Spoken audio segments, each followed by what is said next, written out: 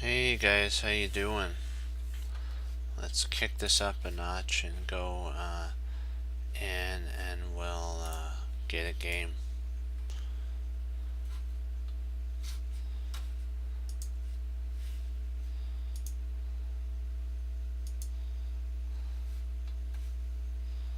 Casual 10. What the heck? I'm sorry guys, I don't know. Wow.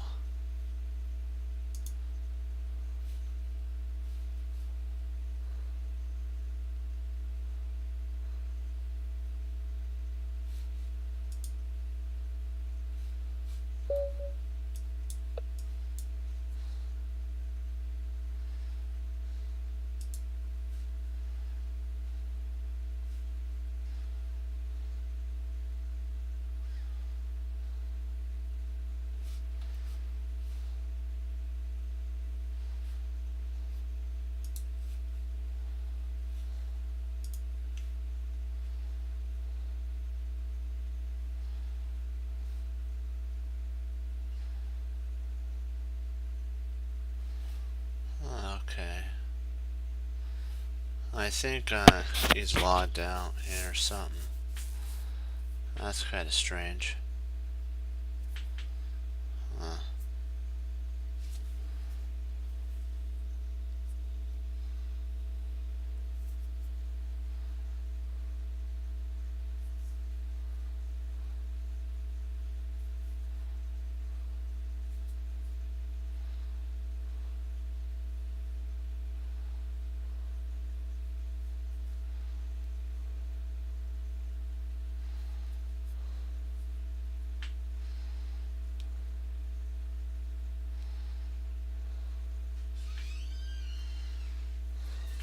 Gotta wait till the time runs, but I wish they wouldn't do that.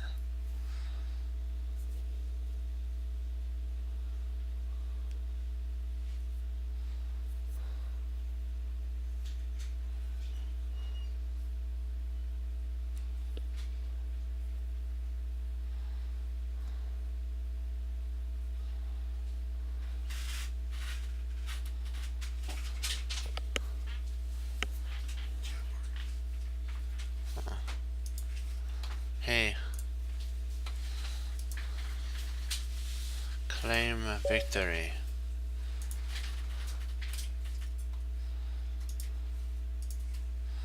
I'll try one.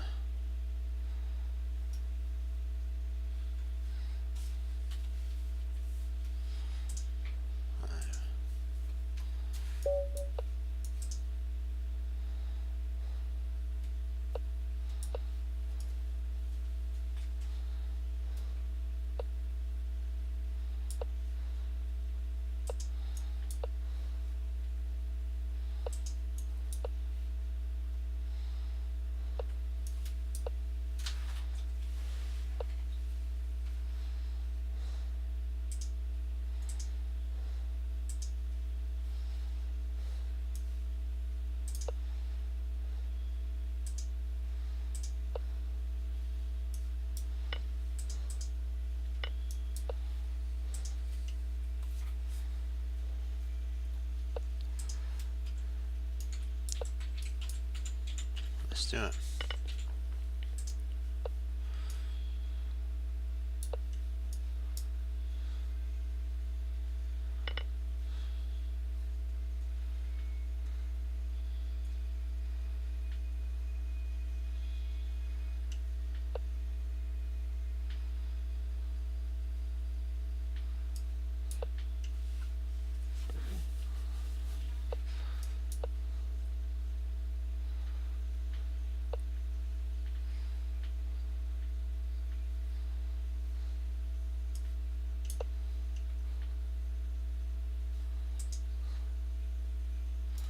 Let's see if I can't get my knight from f3 to d4.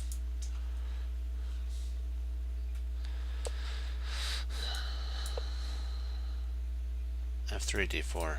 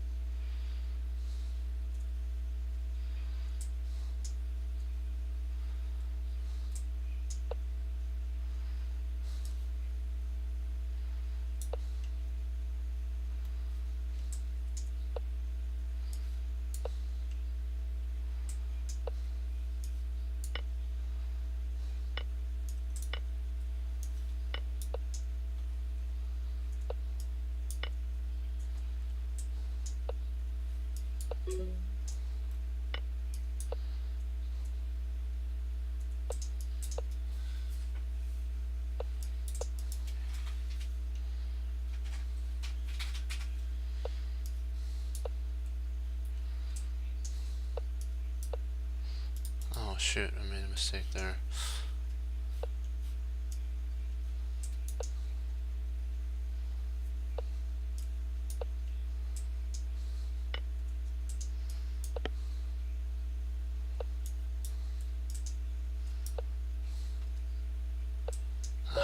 I missed the mouse slip there.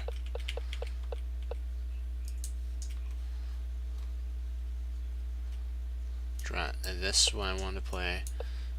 And if he plays here, he has, I believe he's got one move. Check. And that's me. That was what I wanted to play, but mouse slipped there. It's okay.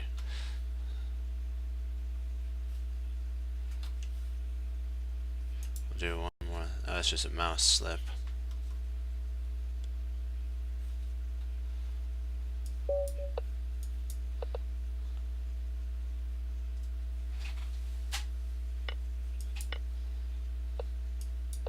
You have to get a plan and stick with it. That's what we did.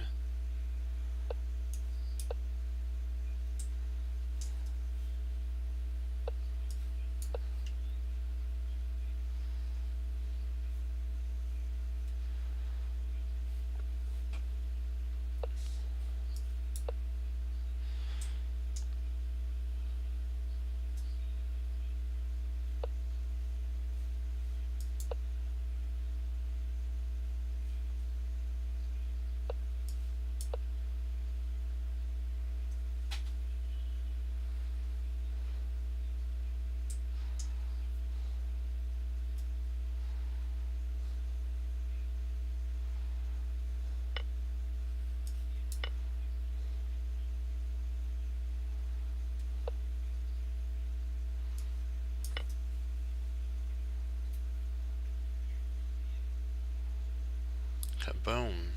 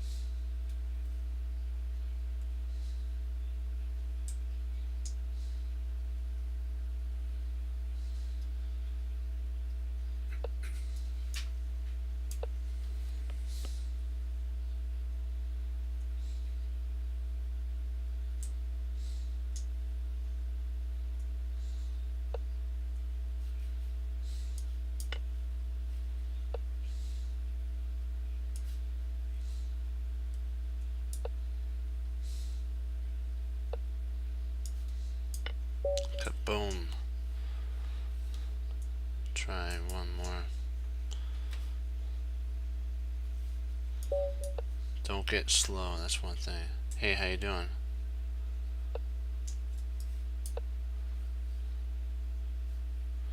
They play these odd moves just to do the London system. Just set up the London system.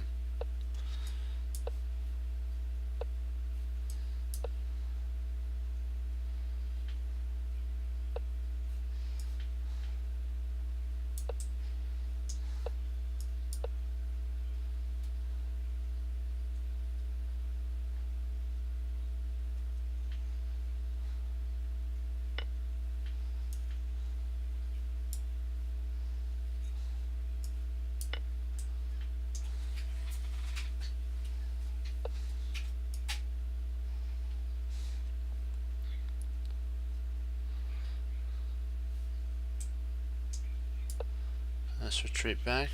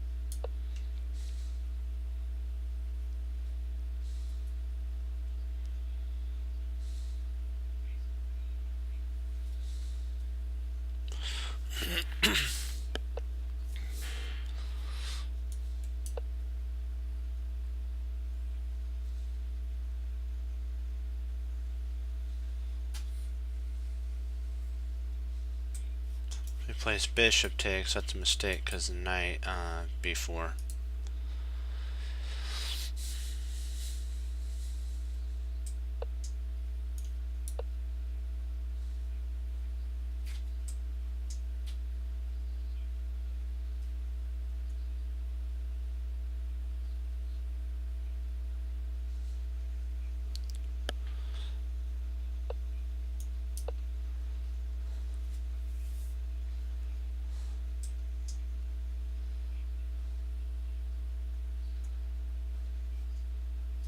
And now we gotta get our pawn storm going.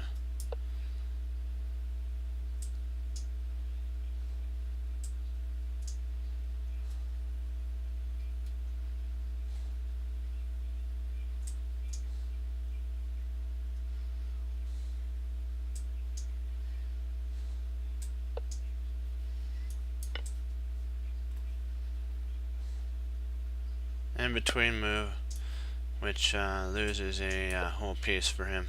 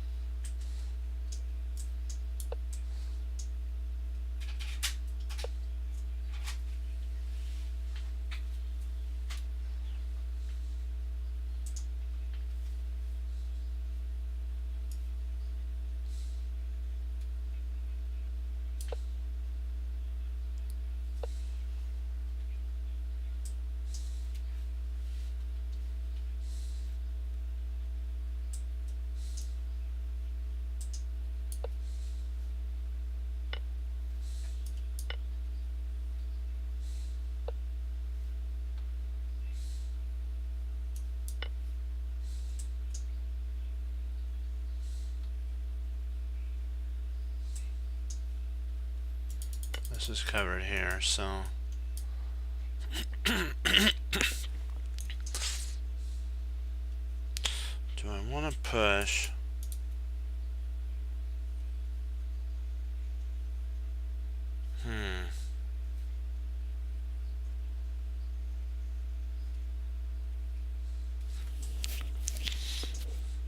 Let me see here.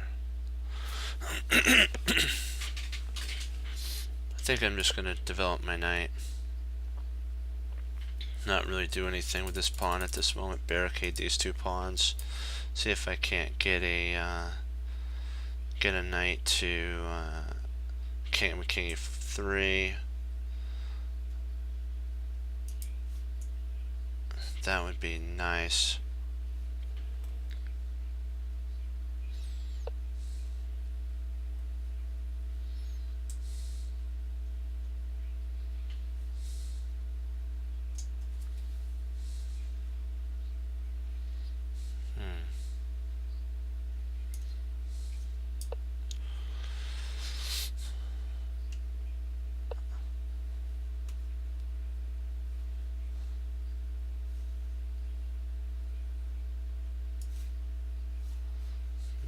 Do I want to?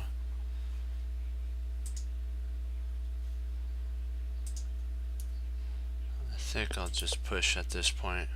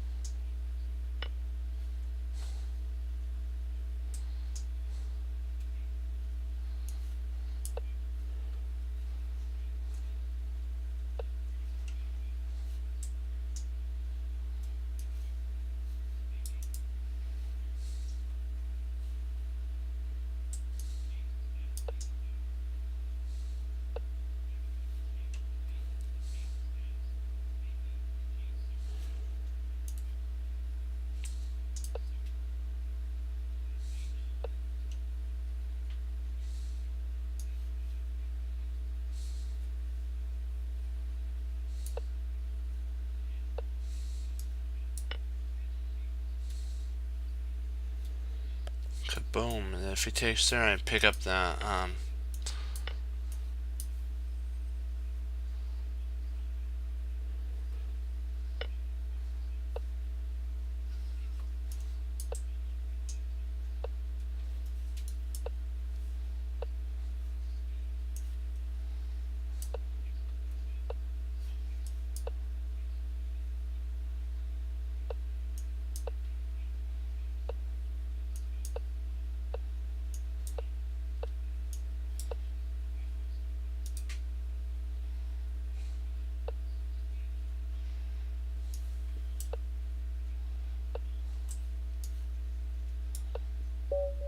kaboom.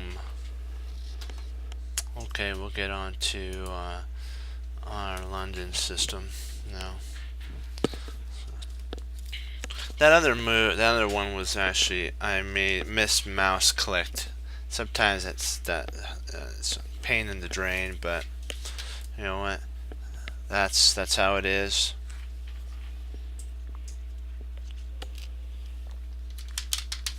Oh, good water. Okay. Now, I think this is our last line of the other. Nope. We have one more game after this one, and then we are going to go into unconventional move orders. That's going to be fun. That's the last chapter in the series. Yeah, that was a good game. Okay, so d4, d6, knight f3. You know, that's one thing you have to also remember to take responsibility. It was my fault for the mouse click, so you know, you have to not justify that. I learned that. Responsibility. Let's see, d4. Okay, G. There we go. Boom. And make sure that was right. Black intends to either take the knight, creating basically an instructional imbalance. Like this reminds me, if you take here, E takes f3, and you kind of almost get a game very similar to Magnus versus Caruana setup in this type of move order. But they actually use the Petrov though, so you can't really do it that way, but it's very similar in the pawn structure. I'm not saying the piece, you know how Magnus would have pawn here, here, and here. That's very similar. The setup here, not similar, but these pawn structure like that is similar. Okay. So e4. We're actually wanting him to take. Then we could take back with the queen. Yes, here. So knight d7.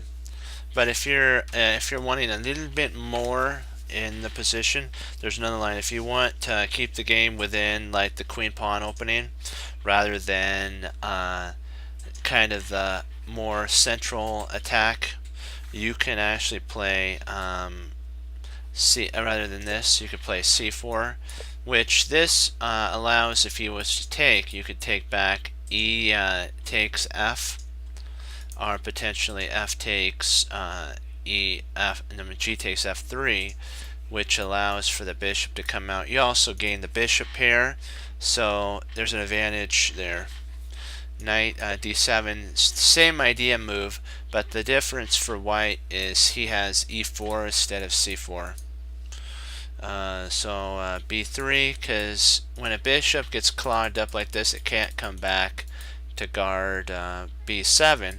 So like National Master Jonathan Watson says, you automatically look at a weakness and take scope on it and target it. So rook b8 is forced. So now black has lost queenside castling rights. So we can now make our plan around his king side. So that accomplished a lot. So h3, which puts the question to the bishop, what you gonna do? The bishop takes, and so we take with the queen because we don't want to wreck our structure. We want to keep the structure intact. We already did, the queen did her job by getting this rook to move, and now we know our pieces want to flood right into the king side and just go for attack, attack, attack. So g6 to fianchetto to try to get his king castled. Queen a3. Now we see that this is undefended, so why not take scope on a7 and go for the attack there? Okay, queen bishop to g7, bishop g7, and I know what you guys are thinking. Just grab the pawn. Sometimes grabbing the pawn actually is not the best thing. Just develop. This is kind of an not an unorthodox way. You could grab the pawn. If you do, I think you potentially have a grandmaster draw, because you have to keep hold of this pawn here with the queen. So you'd mainly have a draw on that line. You probably could sack this pawn back and say I'm up a whole pawn, but why would you want to trade a wing pawn for your center pawn? So white, in my mind, does the wise thing of playing e3, fortifies his pawn, and now the threat of a6 is for real, and it could cause black some damage. After he tries to do the grandmaster draw, he then just retreats the bishop back to f3, and because there's no light square bishop for black, white is safe on the light square g3. Let me see here. a6, only move to defend. That's forced. Yeah, you sometimes can force them to do stuff like now bishop e2 is really strong. You now have your bishop outside. This is also your best bishop, so you have really no worries of ever losing this bishop. So it's like cool, your best bishop got traded off for his worst bishop. I mean I mean, a knight got traded off for his best bishop. The other way around, that's what I mean. Okay, knight G to F. So we're trying to get our pieces developed, what black is. And so we castle, black castles, and now we're in for sometimes trench warfare here. So rook D1, we're getting everything fortified for the right moment to strike. So C6, the foot soldiers are making their fortress line, saying, "Come on in, come.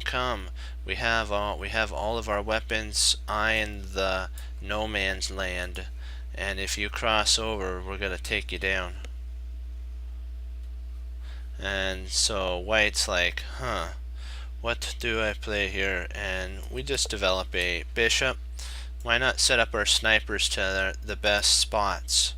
And then at the right moment, when we may even go bishop C6, C3, and then make our trench warfare we dug our trench a little further down the wall, down the line. We're getting closer, so queen to C7, saying, don't even try it. Now I have my main general there, and we're not gonna let you go any further. So don't even think about it. Bishop E, and now we have an idea of F3, bishop to G3 with a pin on the pawn, double pin, and at the right moment, maybe even C5, which would take advantage of the pin on D6. You never know what with grandmasters. Now B5, this is kind of they're sending a soldier across no man's land to see if they can't break the line on C4. And A5, A5 to attack the queen. And we figure this: you left a spot open, why not allow us to jump right on in? And now we can side attack you in the trenches. So the queen moves to B7 to get out of scope. So knight D2. Now if the queen wants to take, if the pawn wants to take, we can take back with our knight. And in this line, it's really good for us. White's bishop pair gives him superior advantage. This is actually a Karpov as white, and J. Hickel as black. It's in Bandane 1995. So that was that game. There's actually one other line, and then we'll get back to our main setup. If black plays bishop takes C right away, sorry, not C, F3, E, 1 second, hold on. Oops, wrong spot, my bad there. Not if C, that's right. Oops, not the wrong one. Sorry, C, there we go. This is the move, not E4. That move, and then he takes. There we go. I got the right spot. We'll get this. So E takes. Now we have I call it the Magnus and Fabi pawn structure. That's how I name it now. So G6, knight C3. And the sweet thing about this, it didn't really damage our structure too bad, and we also have the bishop pair, the light square bishop, which you gotta love that. We now have two beautiful bishops. Our snipers are free to roam the battlefield, which is scary to the foot troops. You don't want a sniper setting up in a building and taking scope on the foot troops. No, no, no. We do not want that. So he sets up his sniper. Alright, has been played quite a few times against L. Van, the white played, his name was L. Van Wezel, versus J. Van der Wiel. I don't even think, it's French, I think they're French, the French names. I really can't pronounce it very well. All I know is, and even the city name I can't pronounce very well. It was 2002. There, and then this is actually what is playable for. Hold on, I have to put this. This is an interesting idea here.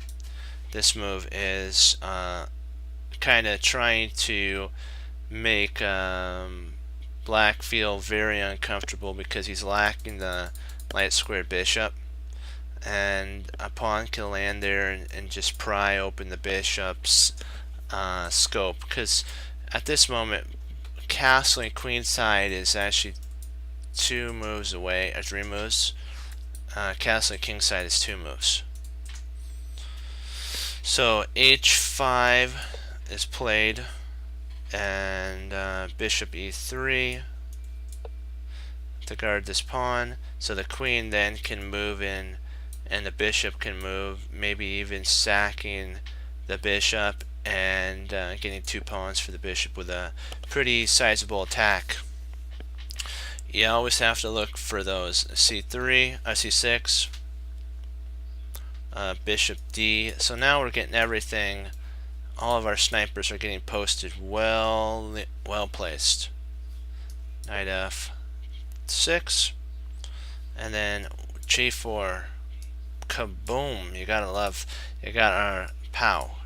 We'll do that for those moves. Kaboom's taking pow, because this is saying to Black, you're so underdeveloped that I can even flank pawns, and I know you're going to castle kingside, and if you do that, why not have this the H file open, or the G file? And it's not Harry's time to be a hero yet, it's Gary's time. So let's get back to e4, bishop d7, rook d7, knight d7, h3 to attack, of course, the bishop to kick it out, bishop h5, knight c3, h3, bishop e6 to try to get the other bishop out, or maybe just a knight fianchetto and get the other bishop out that way. That's an interesting way of doing it. You could do it that way. There we go, d3. There is a white could go kind of berserk a little bit and go g3, g6, and h4 could be played here with something like that, or you could play, which is what was played in one game this year, queen e2, and white might castle queenside and then set up a pretty massive attack after the knight moves with f4, f5, e5, and with the rook, 2 rook battery there. Ooh, it's not going to be fun for, let's just say, Black's going to wish she had developed rather than did a lot of these moves, pawn moves and stuff. Ain't going to be fun for Black. So e7, of course, that's a forced move. Queen e2. Potentially we're going to get ready for castling queenside, so we have to see c6 and g4. Pow. Gary's saying, you know what, you keep your sniper in a building too long, we're going to find it. And Gary did with g4. He says, I know where you are, now the bishop has to run. And it does run. It runs to g6. And by the way, one sec, I have to grab this, give it a slam. There we go. Because that's a really, in my opinion, a really good move. So after g6, bishop f4. This is actually, I forgot to tell you what. White is Gary Kasparov, and Black is, I can't pronounce the person's name. It's C period Oblitas space Guerrero. That's who Gary was facing. So rather than say the name wrong, I just spelt it out for you guys. Gary has emerged from the opening well. He controls the greater majority of the territory in the center, on the sides, with the bishop, with the knight. So almost all this territory here is controlled by Gary. All this, except for this one here. So, and that's not really that important. All this land is controlled. Oops, I forgot that there. So it's like, whoa, power attack. He has attacking chances, which either way black goes, either way if black goes queenside castling, he's got attacking chances this way. If black castles kingside, he's got attacking chances this way. That's two. Number 3 is black is seriously cramped because of the amount of space the pawns have, and Gary's going, and the limited mobility. Of course, that's what cramping does in the chess positions. And so you don't want to trade your pieces off. If you're in a cramped position, you want to trade the pieces off, but if you're cramping your opponent, you want to keep them on the board as long as you can, because it makes the other pieces feel very insecure and not well organized.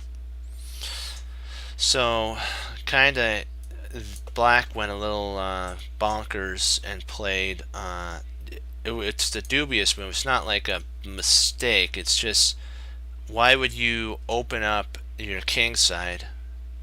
I mean, this is kind of, but black was really desperate in this setup here. So he's trying to relieve a lot of the, tension. Maybe give himself a little bit of uncramping. If pawn takes, the bishop could take, and then you'd have a pin. So that's an idea. Best in this line, though, would have been to have tried to break with d5. Just been patient. Said, I can't really do anything on these sides, and if I can break the center down, Gary's center, I can uncramp my position after that. Maybe with b6 and then c5. I could do that. Maybe he could do that after he breaks the e4 pawn down. And so castles, castle queenside, Gary castles queenside, d takes e, and knight takes e, bishop takes e, trying to trade down and get a lot of the cramping out of the way. So now the the knight's moving in. Bishop d3, queen a5. See, now the pieces are starting to flow out and taking scope on the weakness. King b1 to prophylactic move. And black castles queenside. It says, what you got now, white? I uncramped. I'm slightly cramped because of the d4 pawn, but I'm not as bad as I was before, so I at least stand somewhat of a chance. But h5 is a desperate move, saying I want to free myself right now. Patience would have been to have played h5. That would have been patience, but he wasn't patient, and Gary's gonna castle now, queenside. He doesn't really care if he takes, because he'll take back with a pawn and keep the cramping in place. So queen a5. Of course, king b1, prophylactic, guarding his structure, safety in the king. And let me see here, castle queenside for black. But black isn't really as safe as white because of how airy his kingside is. This is safe. more safer than black's king. So a5. Oops, hold on. Castles. Oh, g5. And why not just take more space on the king side if there's nothing going on over there? So h4 and knight d2. And now he's just gonna start bringing the pieces over to the queen side because the king's over here. There's no real reason, and he made the king side get locked down with h4. Black really only has one break, which is f6, and white wouldn't mind potentially just after that maybe bringing a rook over, bishop, and then the rook maybe come in. But I don't know. I think he'd probably take at that point. I'd take because of the queen and bishop attack there.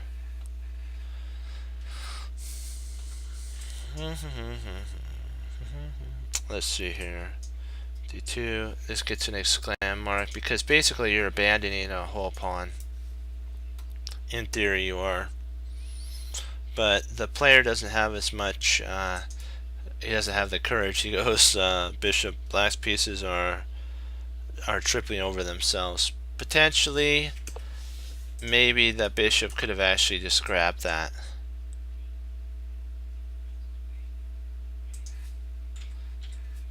And maybe by bishop takes, oops, not there.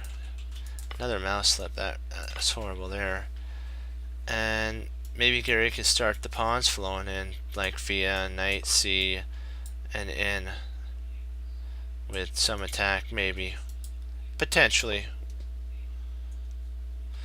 So c4 was, oops, f. c4 was played. Boom, kaboom. That makes sense why he didn't take here, because if he had taken there, he has a knight there, and that if he goes here, he has this of an idea. So these are all taken. Yeah, then he would have to move, and when he moved, you grab the bishop. Yeah, I know now why that pawn can't be touched. Sweet, that was a nice visualization move there for Gary. Gotta love that. Let's see here. What am I here? Bishop. 5. Hold on. Did I miss a? Oh boy. Did I miss a move here? Ah, snap. It wasn't. It's not bishop. There. It's e5. Duh. I knew I missed something. There we go. Now we're in the right sequence. Okay. Now d5 makes sense here. Okay. I forgot a line in my notes. d5. Let's see. There is a line where if you took here, that's actually a mistake. So you don't want to do that. It's better to have moved your king and get the safety. Bishop takes. Now we're taking scope on this diagonal. Now the queen would be under attack, so of course f3 is forced. And what does black have after this? Really not much. It would have been better for him to just move the king. So d5, exclam. Now f3, f8 makes sense.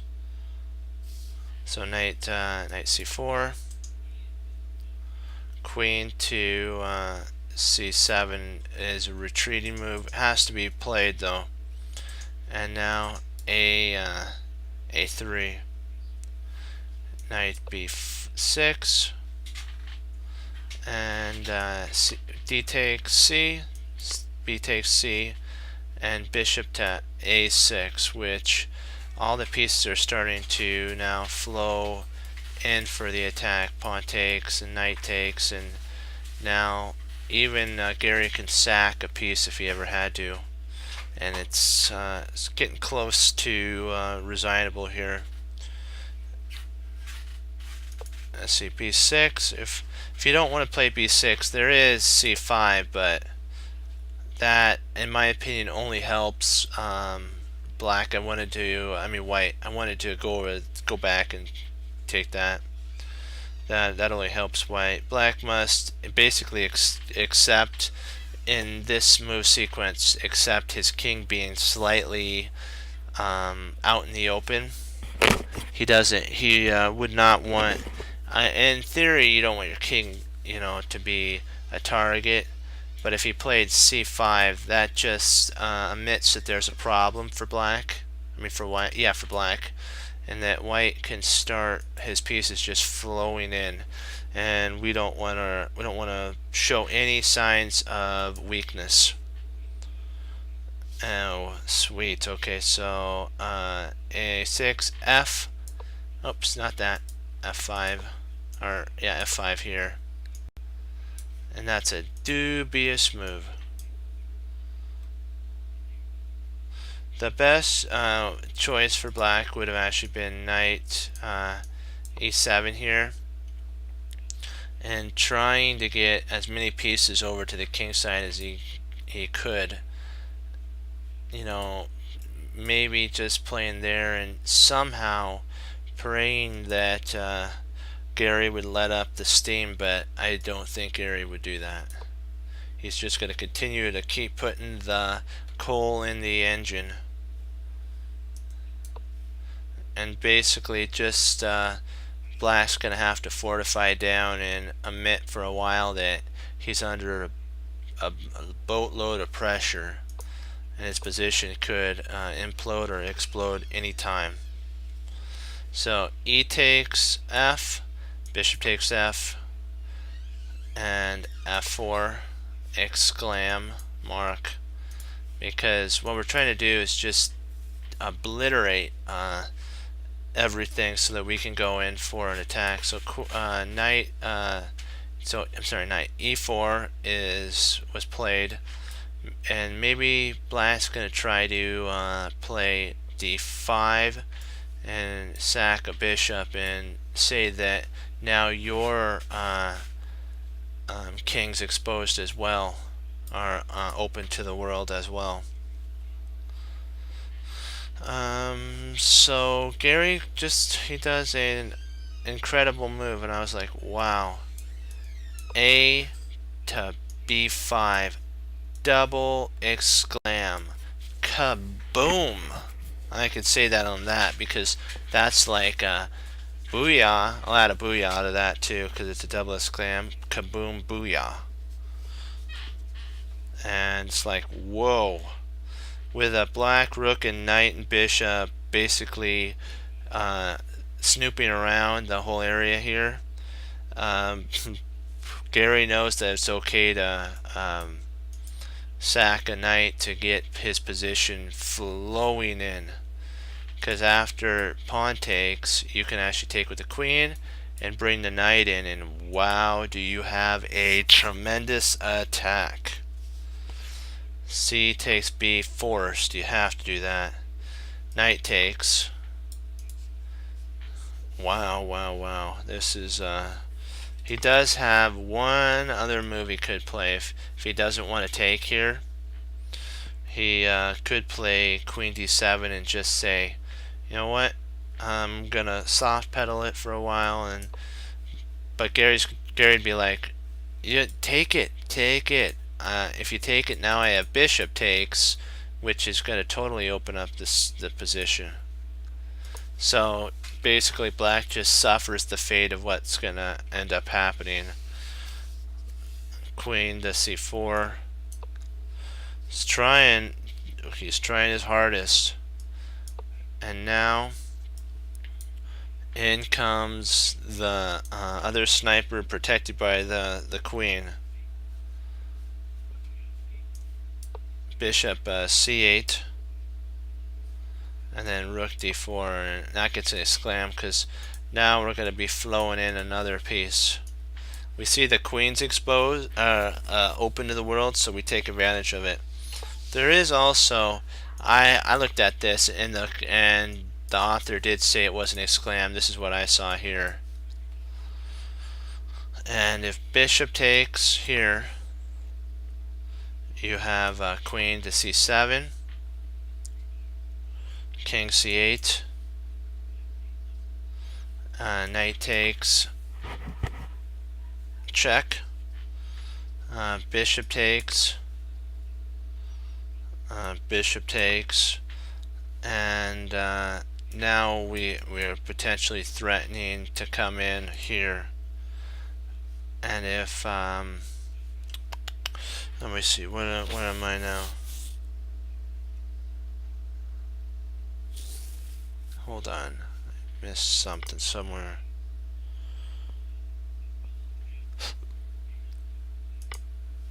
Oh, not bishop takes. That's a silly idea. Taking there, kaboom. And now if the if the king takes, this bishop's on pre. So he just chose more of a concrete, cleaner line. Gary chose clean.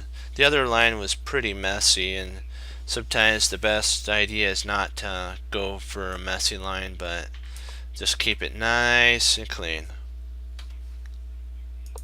You could also play, if you're thinking queen to e6, that is an idea, but that just helps with Gary's idea of bringing the rook to b4, and if bishop takes, you then can play bishop takes b6, and if bishop takes, then you can play bishop takes rook, and this is winning now. It's like, that's what I'm saying. Gary's position is just getting better and better and better, and kaboom! Knight takes a7. It's like he's like, this knight is being this. It's Superman. The knight should have an S, R, Mega Man or something. That knight should get tons of medals for doing what it's doing. It should get all the medals. It's like a one piece wrecking crew. It went kaboom. Actually, no, it actually replaced his brother, and then it's going like berserk as well. His brother went berserk, and now he's going berserk. It's like, we're doing it for the realm. That's what he's saying. We're here to win. That's kind of the setup that I see. King takes, and rook to c4. The queen's under fire. This is beautiful play. I just get amazed at every time I see Gary's game, how cleanly executed it is. There is a better line though. b4 is actually much. It gets an exclam. It's it's really a little difficult to. So you're thinking you want to attack the queen. You don't want to lose any more material. If bishop takes, then you can actually take rook takes, which forks these two pieces, and also has a discovery. It was a more simpler idea. This is more of a complicated. He's throwing his opponent into a maze of where to put your queen. So that's kind of the idea on that one. So d5 was played by the queen. You could if you were a little concerned, you could just escape all the way, but then the bishop would go kaboom, and you're gonna drop a rook. Actually, oh, e3, huh? Yeah, what's better, a mate or a rook, right? That gets an exclam there. So d5 to attack the rook. Queen to, hold on, what am I? Oh, bishop f7, which threatens. Can you imagine? That threatens mate. Incredible. He can't even take this rook. It would be mate if he did. Wow. Wow, wow, wow, wow. That's something and a half there. A4. He's attacking the queen. That's incredible. You're again leaving the rook on pre, and you're using the in pre rook to protect a pawn that you're attacking. That's just impressive there. And so the queen's just retreating back, and then now queen to c3, and if you take here, what's he gonna play if he plays? He really can't. Let's see, he only could play there. And let me see.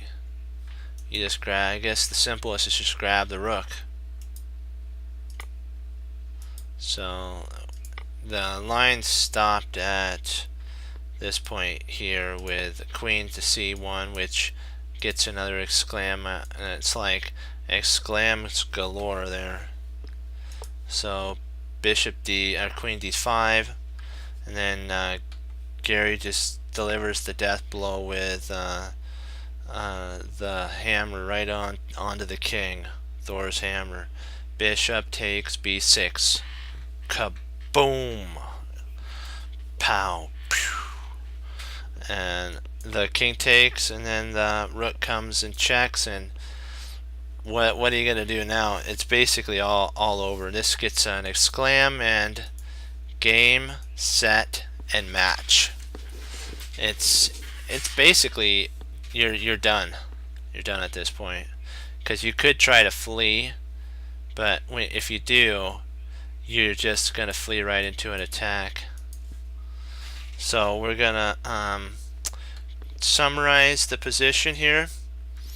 Okay, there's 3 points that we have to go over in this line. We're gonna go back. We're gonna go move 1 d6 and knight, and then g. The white has 2 main plans to play the perk setup with e4, and after there h3, and when he goes there you could potentially go g4. That's a setup. He also you have another line of mainly the queen's pawn style setup with rather than e, you can go c4, which is played a lot. Both lead to a slight edge right out in the opening for white. So you can play the perk, or you can play more of the queen pawn setup. So all leads to your advantage in that line. Okay, let's head on into our puzzles.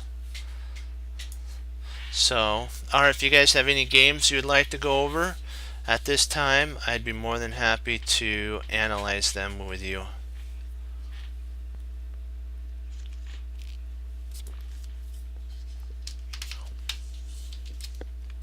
Hey Fox, how you doing? Well, you have some games? Okay.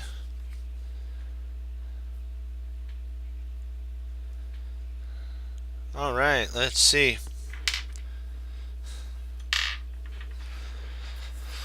So this is white. Let's take a gander at this. So I move the keyboard a little closer. So d4, knight f6, c4. So more of the queen pawn setup. E, and then knight c3. Oh, it's going for more Nimzo Indian defense. That's very. I've noticed that's very popular at this moment with the super grandmasters. The player who really likes the Nimzo Indian setup is actually MVL. He likes playing that. He's kind of supposedly.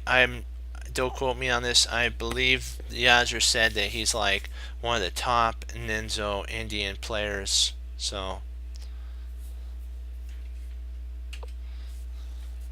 C2 and then D5.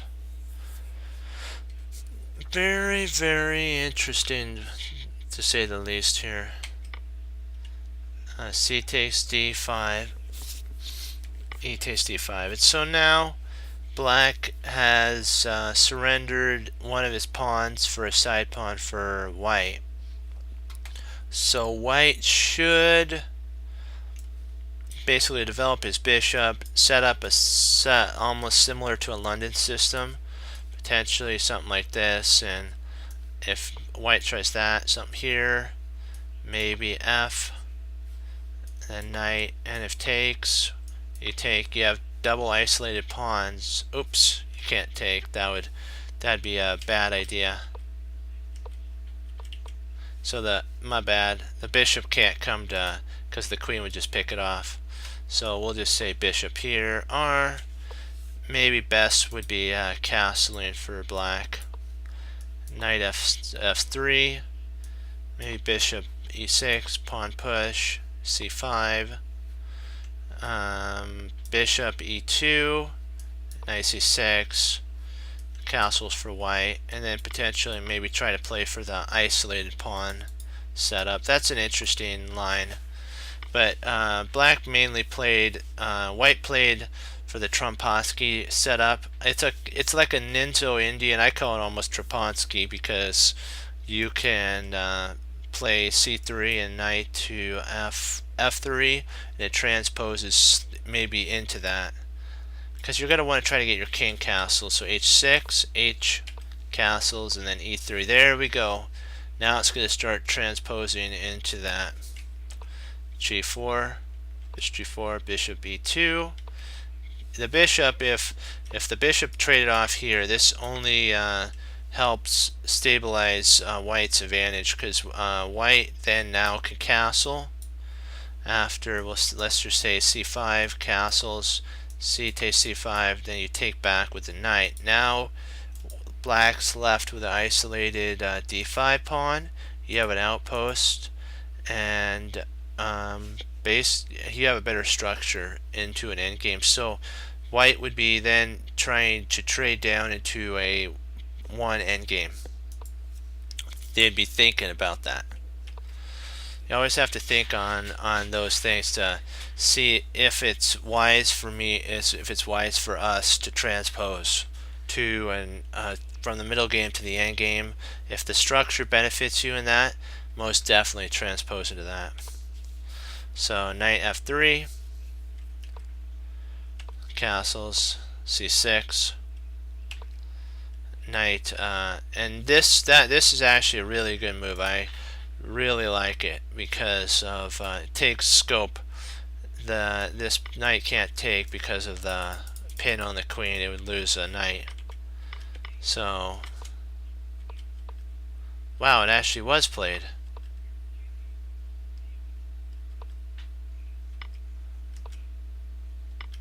Bishop takes, B takes, takes.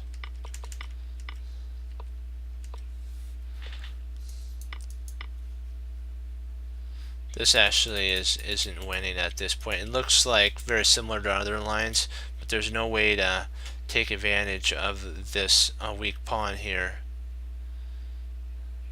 So this would be losing. So you wouldn't want to trade down. That's why you just retreat. Takes. Now Black has more pawns on light squares than White, so White's bishop is actually a much better piece at this moment. That's why White wasn't upset with trading off the bishop pair for a knight. In a close game, the knight actually is best. Of course, I know you guys know that from principle. You guys would know that. And that's why now when you get down to bishops of the same color, you then have to take into scope one new thing. How many pawns are on my bishop, and how many pawns of my pawns are on their bishop. And then your whole idea is based around trying your hardest to put the pawns on the opposite color of your bishop, which gives your bishop more room to roam and attack. It's like freeing up a lot of buildings for your sniper to be set up. You snipe from one spot, then you go to the other spot, then you go to this spot, then you go to that spot, and you're constantly changing locations because a sniper never wants to stay in one place too long. They have to move. They're always on the go. That's why I call the bishop a sniper. It's never not stable, and even if it is there, it still has its sniping abilities. So F4. Now you see how many pawns are on dark squares. More than half of the pawns, I'd probably say 80% of white's pawns are on dark squares, and 80% of black's pawns are on light squares, maybe 70. So A8. Don't quote me on that percentage. I'm probably a little off there. So bishop C8. D3. Bishop D3. Remember, because this is now freed, we have all this in route. Bishop G4. And if the bishop trades off, this is actually not a very good move for white. I mean for black, because we have in route to H5, so that's why he went back. So bishop there, bishop G, rook to F2, B5, rook E to F1, because we're wanting to prepare for the opening of F takes G5.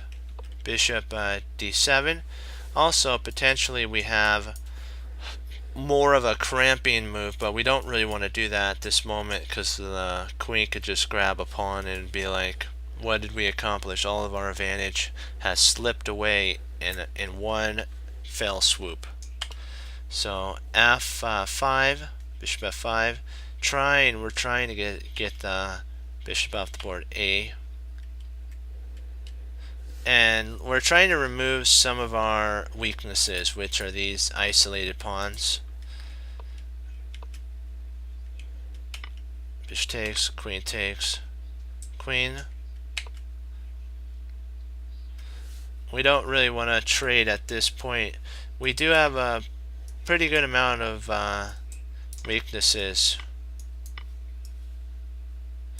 I'm sure we still would be okay here.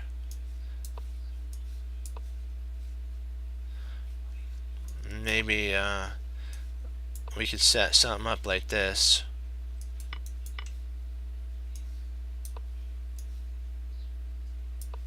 Maybe we can pick up a pawn. Who knows, you know.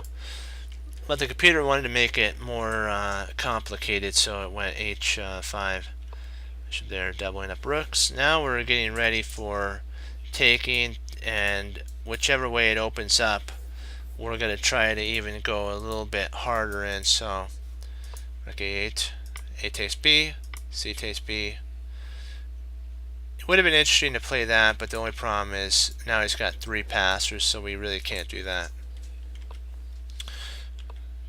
Okay, up. And now if the rook takes, we'll take here, and ooh boy, you do not want that. Even if he takes there. Yeah, there, check, takes, and he's going to move up here.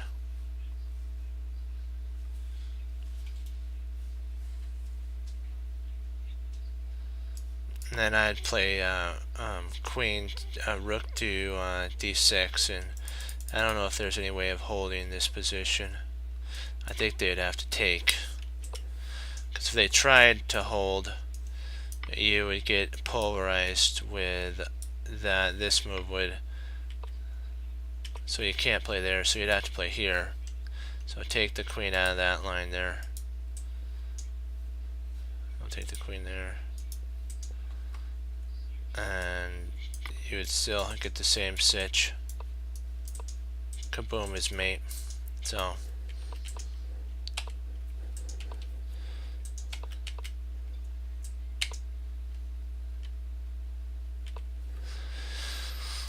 if you take here,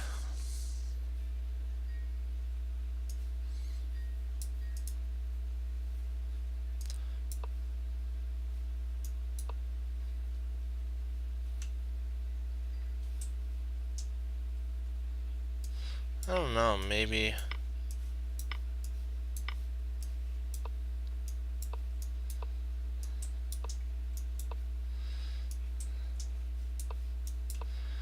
do you kind of have perpetual here?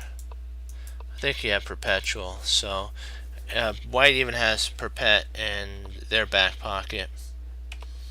So rook d4, knight f7, rook f7, rook f1, g, and so they're just maneuvering around. They're just getting situated. So the knight can't take, a rook can't take there because of there. If takes, then first you can actually grab this pawn, and if he tries that, you then could check. Comes up.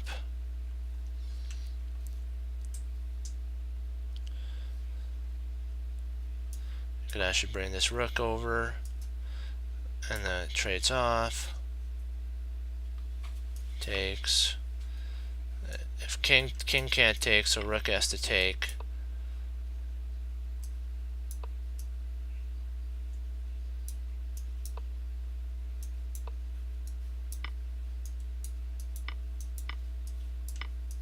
And boom, we're up a whole pawn in this line, and we're winning. So that's why that pawn can't be taken.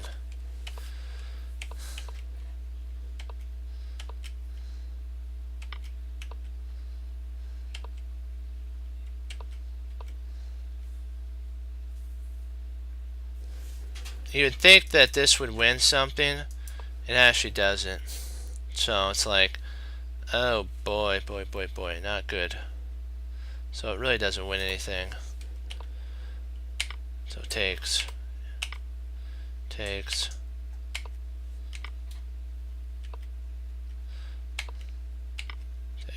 queen takes, rook.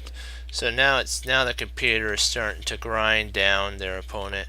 When they usually get to this setup, it's like they do that. I call it the Magnus, because Magnus is able to grind down his opponent. He doesn't give up. Even in a end game that looks drawn, he'll just keep pushing and pushing and pushing. And he did that with Nakamura, and he was able to pull a win, which tied him for first in the St. Louis Grand Tour. It sent Fabi against Wesley So, and Fabi won. So f7, king g3, f8. Now we're attacking the queen.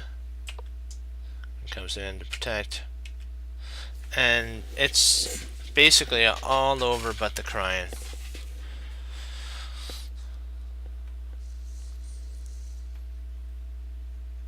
Because he could play rook there, he plays rook here, takes, and what can black do here? There really is no checks, so maybe trying something like this. Check, check.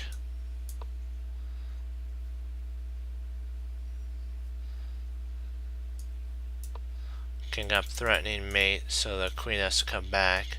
Takes, king takes, and then now you're just gonna totally walk the pawns down the board. See ya. Wouldn't want to beat.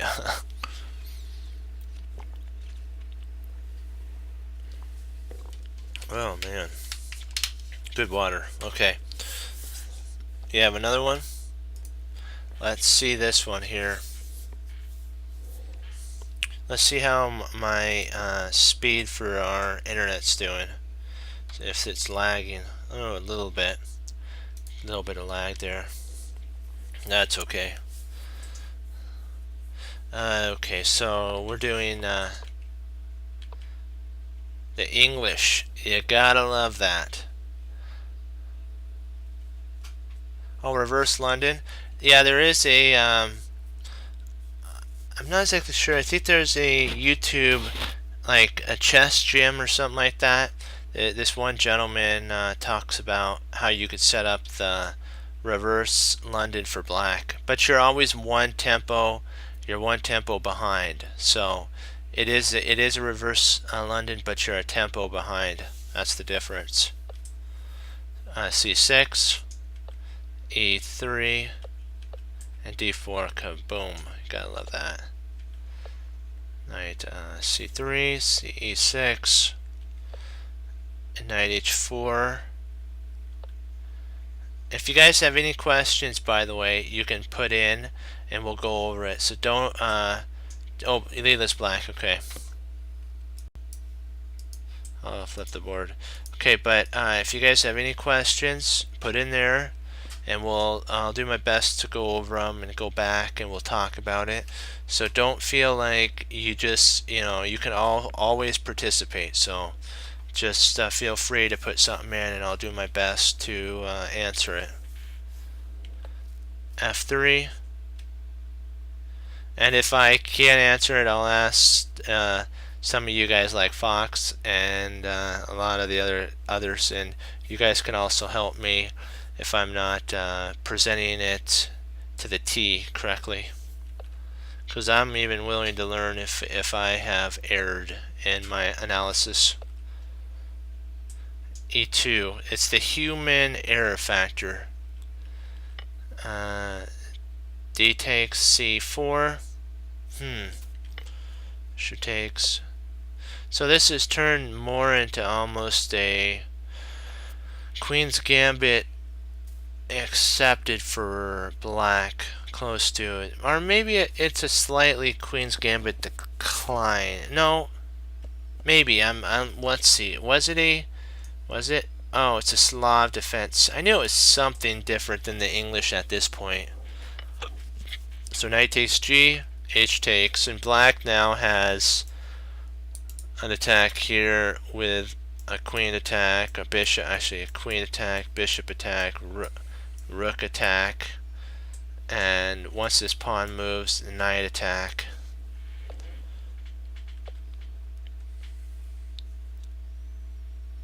This move was actually a vital move in this situation because the bishop would love to have outposted on d6, and of course you see why it can't. E5 is a fork, so that would be a dubious move. And if queen C, you still have E5. So this move shuts down this diagonal of an attack. But I guess it does, huh? Snap. It would have been nice to have left this open. We would have had some sweet attacking chances down the H2 to B1, B8 diagonal. Knight BD7, bishop B3, rook C8. Now we have ideas of queen to B6, which would, if D5 was pushed, would stop castling.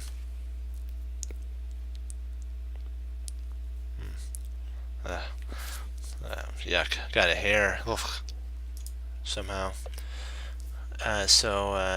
Bishop G5, Queen A5. So, oh, nice, because this now attacks here, which you're getting your queen into the. That's a sweet move.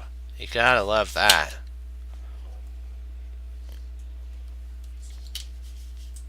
Gotta love that. And now we just take scope on this pawn. There's no reason to swing it over. There's no reason for you to do that, because just take scope on the weaknesses. Bishop e3, c5. If taking, this is a bad move because of bishop to c, and this then opens up if he was to castle. Kaboom. So that's d5 and e5. You did give him a protected passer, but really there's nothing that white can do with it at this moment. It could easily be barricaded with a bishop to d6 and allow the knights to just jump around the entire board. So castles, kingside, queen c7, and now we're going to try to see if we can't get in. Knight e5, so queenside play. Now we have a majority on the queen side. Sweet. So bishop d2, bishop d6. Here we go. The barricade has started. Yes. And now we can reroute our queen basically in before. Nice, nice, nice.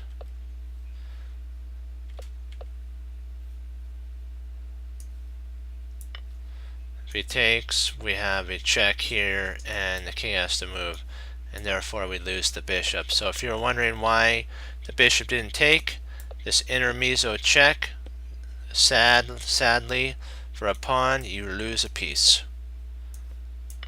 So that's why the king moved off that diagonal, so this pawn can be captured without that simple tactic of a fork anymore. That's why the queen had to go to b6. So a2, a4, castles, and we don't really much mind now if he plays bishop takes. We'll take, and this only helps black. This only helps black because now more pieces are starting to flow to the queen side, which is where we're going to start our attack because black has no kingside pressure.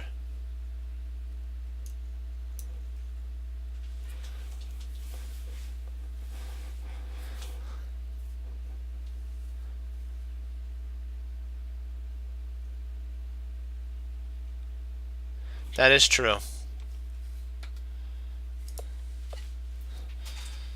Rook c2.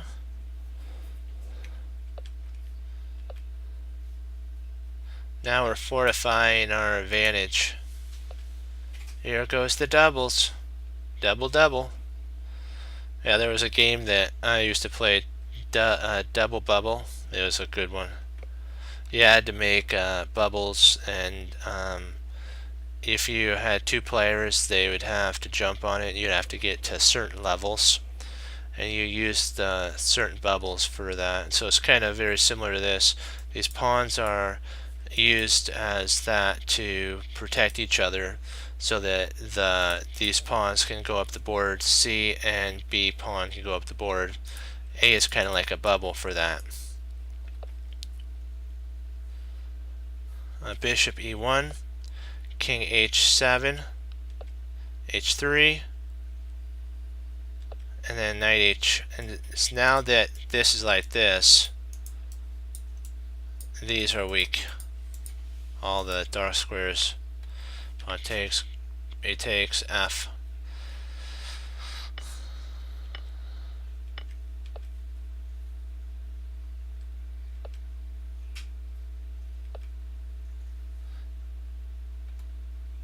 So what black in theory, let me see, 5, 6, and black only has 5. But remember, you sometimes trade a pawn for activity, and as far as I see, black has a much more activity and a less safe king than black. So b3, and now we have a potential of doubling up. The king's not on the back rank, so we could actually double up now in c8 to c2 rook would then cause a lot of problems. now we accomplished a big time goal of by the way, this loses if you're thinking that it's a good idea to take. You get mate. So you grab a rook. Now this pawn's protected. And kaboom. Now if the bishop trades, which is forced to, I'm almost thinking I like knight takes. That's just me. And if pawn push, you have the old classic checkmate. So the queen would actually have to take at this point. Rook takes, and then it's kind of your knight's kind of awkwardly placed. So you'd actually have to for a little bit. Let me see. How could we do this?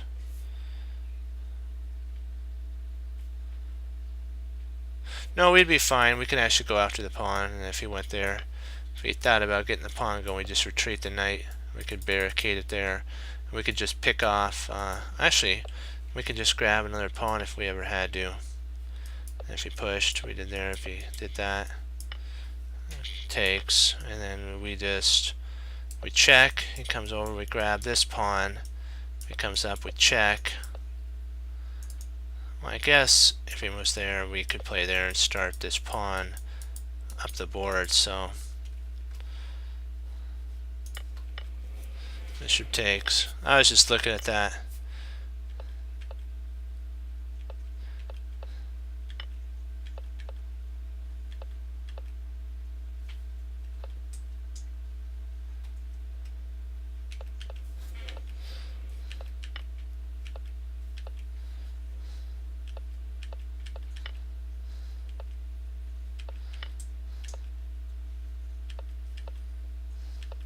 Nice.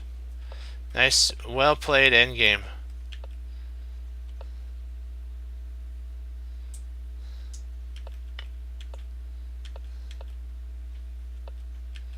And really, you can't really do anything on this.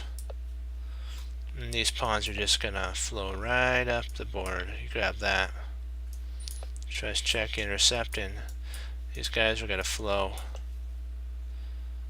First of all, you play there. The king comes up. You check. The king comes there. I call this the Shaq versus Wesley with that. And if he tries here, you just play there. If he tries there, you just play up. If he tries here, you can actually potentially just queen and play there, and king takes. Then you can checkmate with a rook.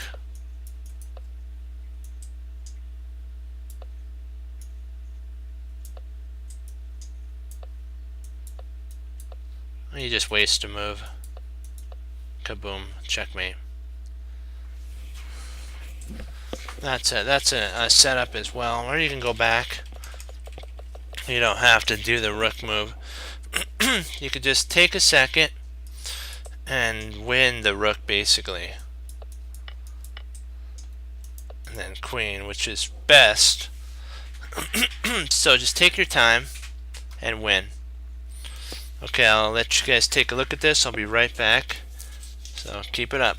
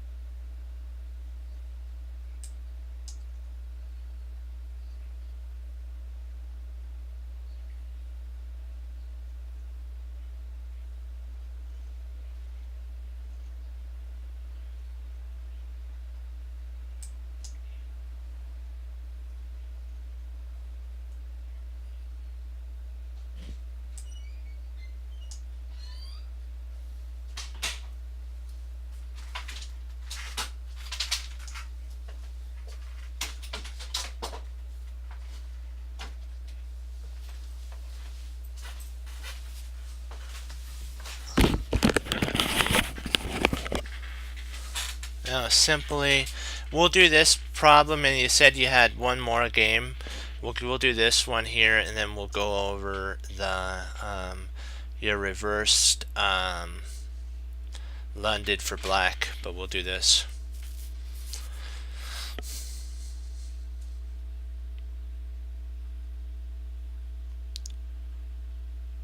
Let's see, rotates.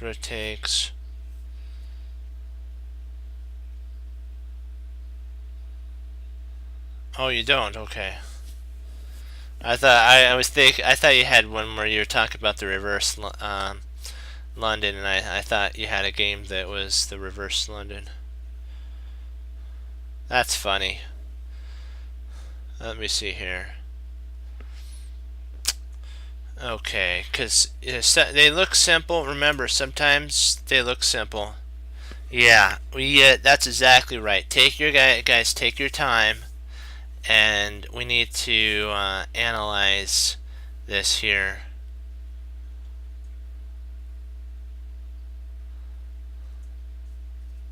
Because I think, yeah, best at this moment is rook takes a8. That's actually forced. And it also goes back to economy, who says, when they give you the material, take the material. So let's take the material. Kaboom. First we do that. And then bishop takes. And if he comes down here, we just intercept there, and we should. Then he has that though. Hooty hoo. Wow. Yikesies. We actually have two takes at this point.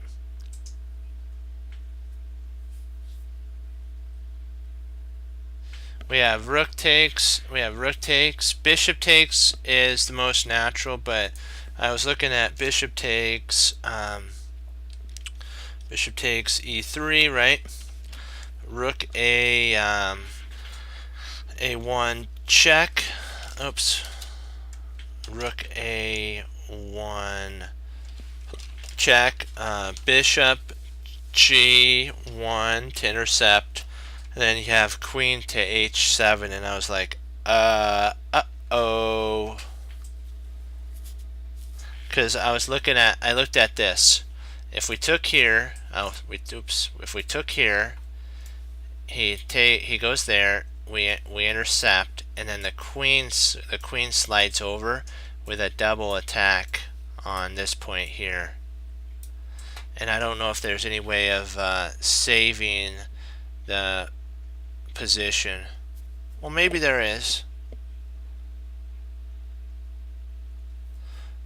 Well, maybe I don't have it right. Let's retry that again. Okay. Bishop takes e3. Hold on, let me see this, because we have to be able to make sure that our analysis is correct, because it might actually be that. Let's see here. Bishop g1, queen. No, it can't. Oh, okay. Queen to a7. That's right. And I was thinking if we tried to intercept with queen to b6, but the problem is he can just play queen takes b6, and we can't actually take back because our bishop's pinned. So if we tried, I'll show you what the idea was. I'm thinking it has to be rook takes at this point, because if we tried this is the line that I saw here,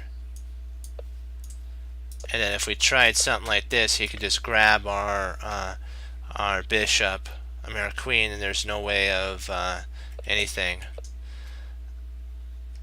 And what would happen is if he played here, it'd be mate and actually 4. So wow.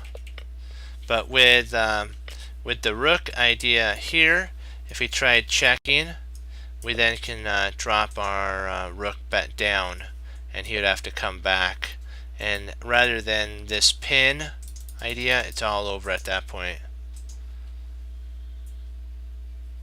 Well, you wouldn't want bishop. You'd want to have your rook there, because then you can always bring your queen in. to protect if you had to.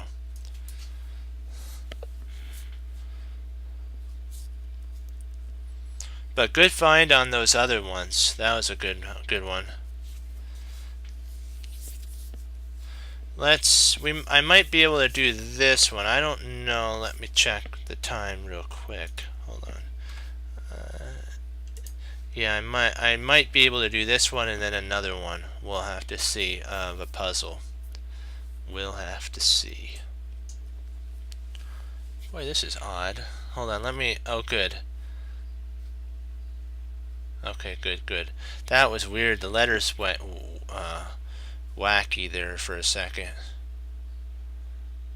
Ooh, this is a nice idea. Queen takes h4, h4, queen takes h4, and then knight f3 check fork.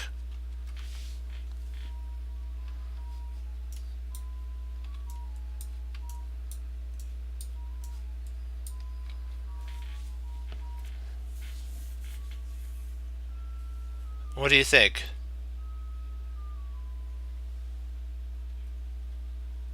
Oops, I have to put a check there. My bad. Sorry about that, guys. Give me a sec. I'll repost it in. Or repaste. Yeah, repost. There we go. Because it's a check.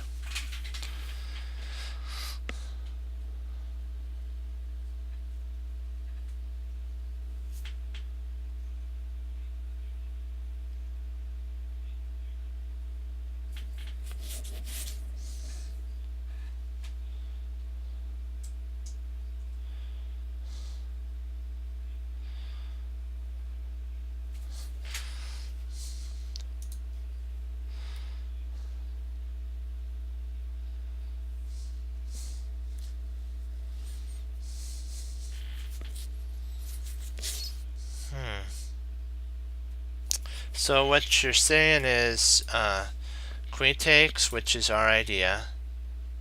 Pawn push, rook, king g8, and then when queen takes, the knight comes and forks. Yeah, I like that idea.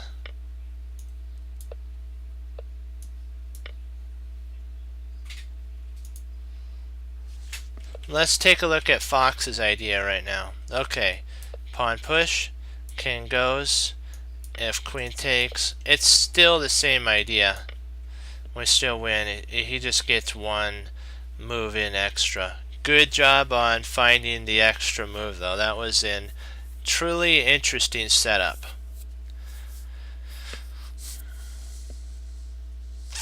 Okay. That was like a in-your-face one. That was weird. Okay. Let's see. What are we missing here?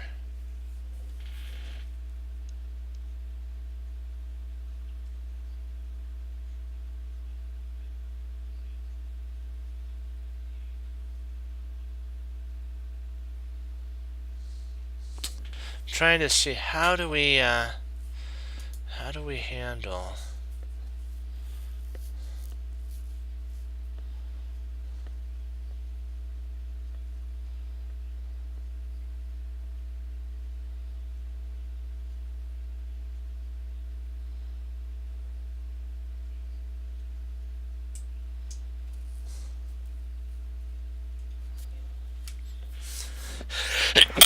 Excuse me.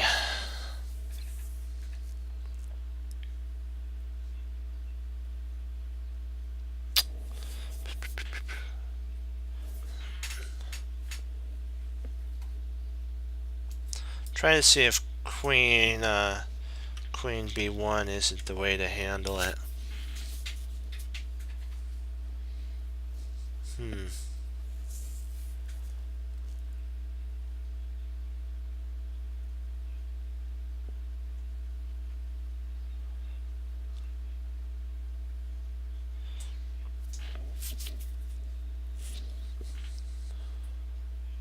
Oh, wait a second. Duh. Oh, that's no.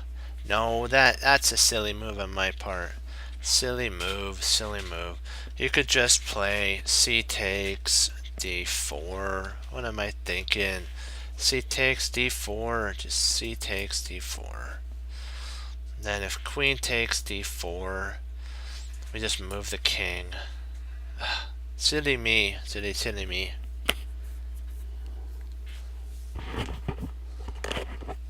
And then we can actually, at that point, we could take this pawn.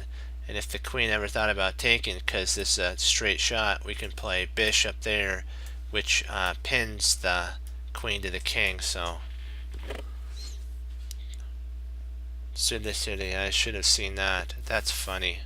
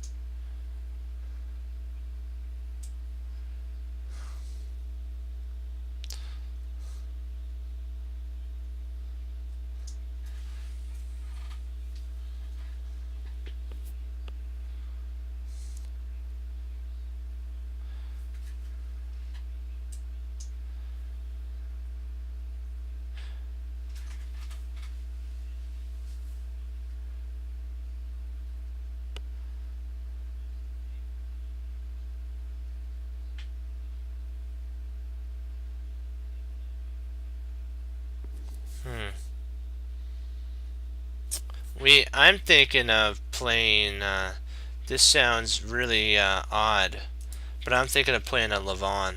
Rook takes g7, check.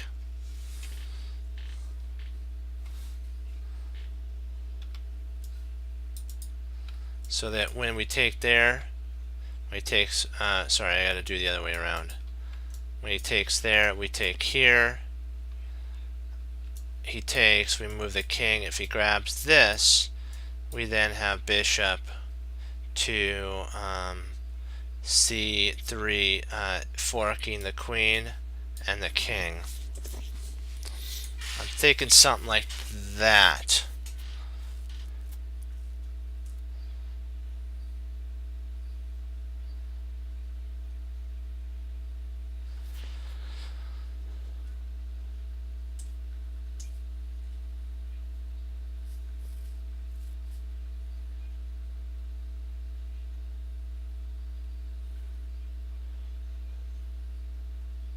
What do you think? What do you think? Like, so, because my idea is based on g7.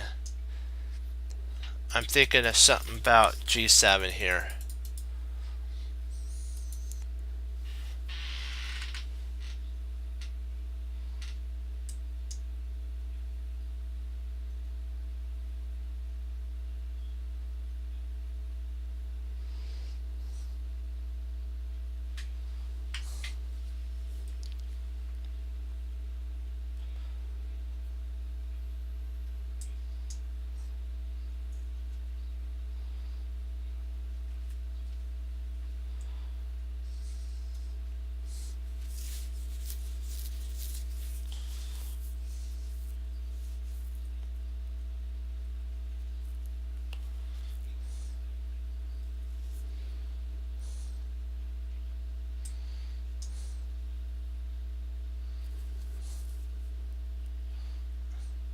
Oh, it does? Oh, interesting. Okay. Let's start out with that first. So rook to f2. If queen takes, then we have bishop that traps the queen. Interesting.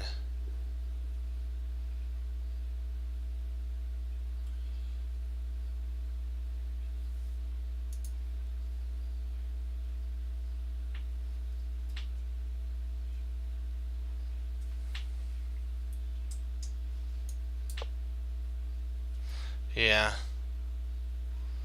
I just want to check to see about this idea here. Kaboom.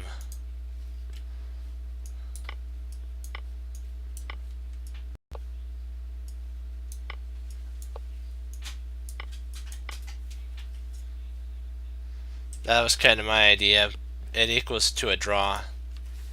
We'll do one more, and then I got a log. Oh yeah, we'll look at eight. We'll look at that move too.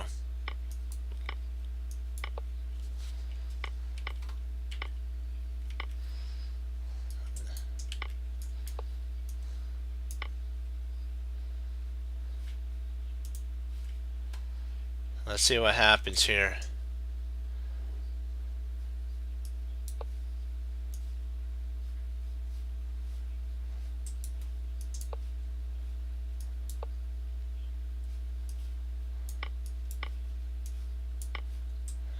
And that's kind of okay. I see that now. Oh, show you my idea again. Okay.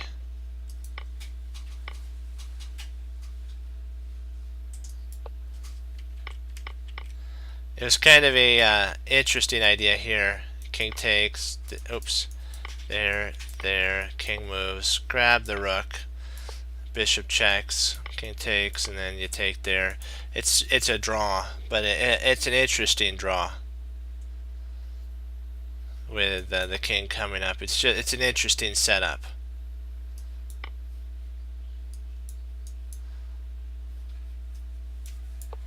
Kind of an interesting, kind of a little tickler of an idea. First take there, and we just something like that. Yeah, I was looking at. You got to sometimes think out of the box a little bit. So I was trying to think out of the box because when the puzzles get to like around 500, they're played to around 1,000 to 1,700, somewhere in there. They throw quirky setups in there, and who knows if that would have been the move. So you always have to keep your mind open on that one. Let's see here. Man, this would be so sweet if we could grab this, but we can't because of that. And then he picks up the knight with a check. Snap. That's not fun.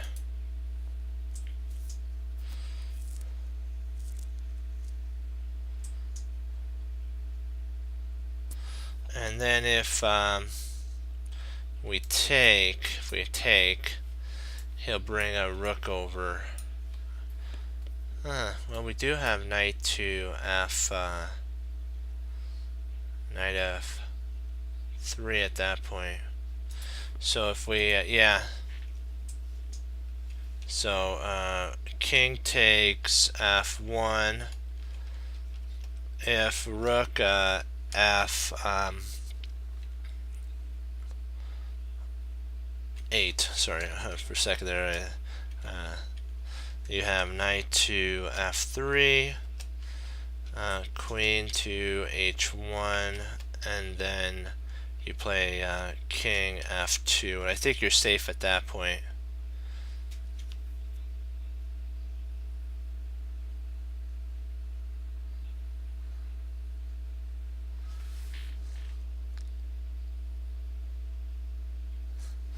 Yeah, so king takes f1 is most definitely a forced move. It has to.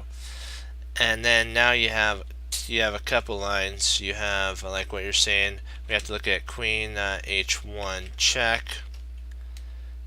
Then you have king to f2, rook f8 check, and then you can actually go knight to f3, and I think it shuts down all checking lines. I think if we take here, there, so we have to move our king up, and if we think about moving this rook over, we just drop the knight back to f3, and we should be okay at that point.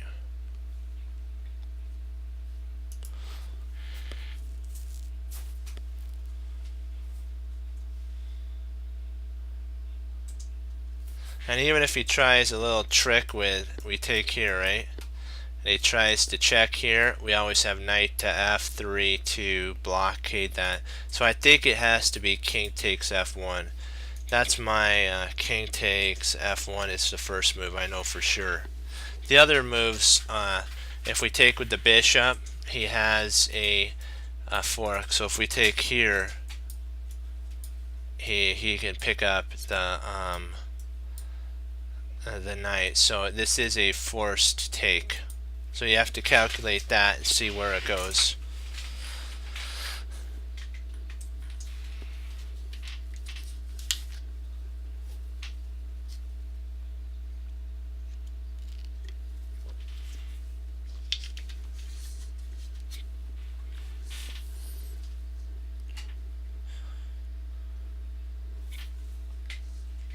So what do you think?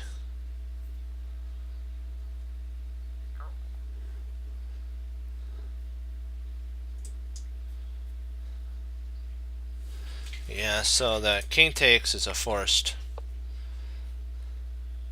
And then we intercept there, and kaboom. Okay, we got to, do you have any other lines you want to look at?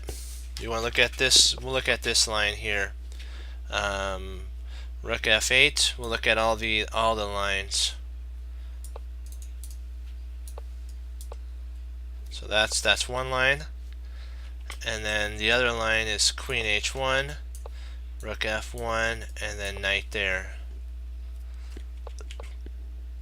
And then I think the line that we were looking at is after takes, rook f, knight, queen, king h, and then you're saying g5 and then g8, g4.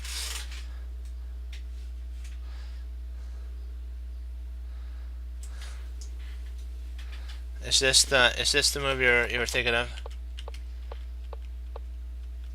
That one? Oh, you want to check with the engine to see what the engine thinks. Okay. And then g4.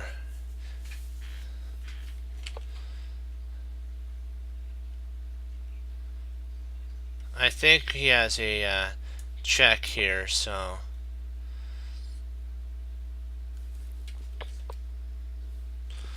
what we're gonna have to do first is check there.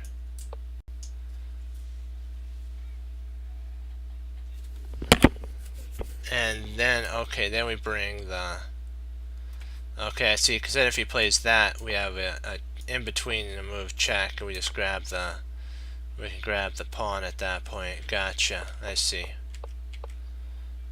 That makes sense now why that, it just opens up in a check here. We always have this when he moves over. If when we move up here, if he pushes, we just grab the pawn. Do you see that? Oh, you want to see? Oh, okay. C3 check is the defense. Do you have any other lines you want to look at before I log off? Yeah. We have to remember that. Remember to don't worry about pawns. Sometimes look at centralization of your queen, because in this line, it's all about centralization. The king's on the odd side, and we can actually take advantage of that. Yeah. Do you have any other? Yeah, they do. They are. Do you have any other ideas or lines you want to go over before on this puzzle before I log off?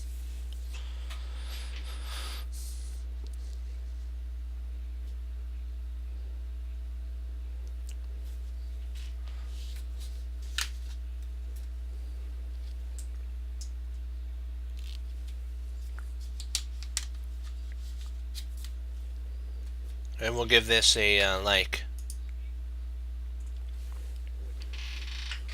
Oh, perfect. Okay.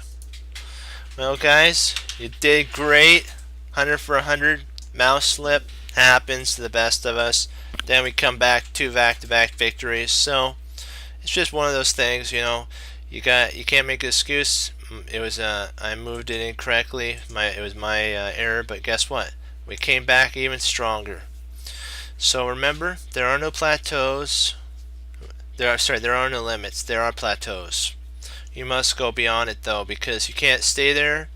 Well, you can, and you'll get tired of being on that plateau and finally climb up to the next one, like the hill of difficulty in Pilgrim's Progress. You have to go up it, not around it. So that's just the whole thing. That's like chess. You have to go up the learning curve of chess, and you have to always be willing to know and apply, and be willing and to do. And you have to learn from your mistakes and keep pushing forward. Never forget where you came from, so that when you get to be grandmaster, master, however far you want to continue up to, remember what it was like when you were where you are now. When somebody asks you a question, never forget where you came from. And you know what? We're like the ones that hung up our coat, hung up our hat, and sat down to do the tactic that most can't. We do. We're a coal that's becoming a diamond, and we'll keep pushing forward till we become even bigger and bigger and bigger. And we always have to remember to honor the Lord.